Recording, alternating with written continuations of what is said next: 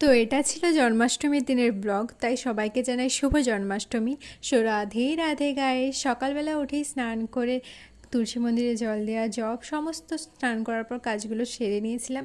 বিকালের দিকে আমাদের একটা কাকুর বাড়িতে গোপালের অভিষেকের জন্য বলেছিল, তার জন্য আমরা ওখানে গিয়েছিলাম। আমরা যাওয়ার আগেই পরিক্রমাতে বেরিয়ে গিয়েছিল। তারপর আমরা যাওয়ার পর কিছুক্ষণ দাঁড়ানোর পরেই দেখি পরিক্রমা থেকে সবাই ফিরে আসে। তারপর ওখানে বসার পর 6:15 দিকে আরম্ভ হয়ে গেছিলো তুলসী আরতি, যেটা আমাদের বাড়িতেও হয়। এখানেও তুলসী আরতি মহিলারাই করছিলেন আর গাইছিলেও মহিলারাই। তো ওখানে তুলসী আরতি করার সময় তো ভজন তো চলতেই থাকবে। তো ওখানে তুলসী আরতি শেষ হওয়ার পরে শুরু হয়েছিল গৌর আরতি।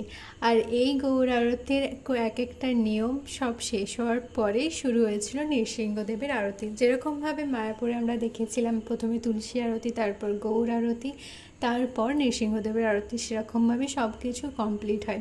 আর তারপরে আমরা ওখান থেকে বেরিয়ে চলে এসেছিলাম, কারণ আমাদের বাড়ির ঠাকুরের ওখানে স্নান করানো সব কিছু বাকি ছিল। তার জন্য আমরা গোপালের অভিষেকটা দেখে আসতে পারিনি, কারণ ওটা 9:30টার সময় আরম্ভ হওয়ার কথা ছিল।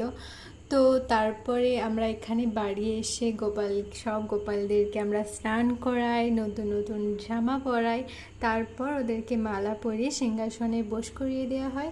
তারপর সমস্ত কিছু ভোগের আয়োজন করা হয়, যেটা ঠাম্মা আগেই বানিয়ে রেখে গেছিলো। তারপর শুরু হয়েছিল আরতি, যেটা আমার মা করছিল। ওকে বাই, রাধে রাধে, দেখা হচ্ছে নেক্সট ব্লগে।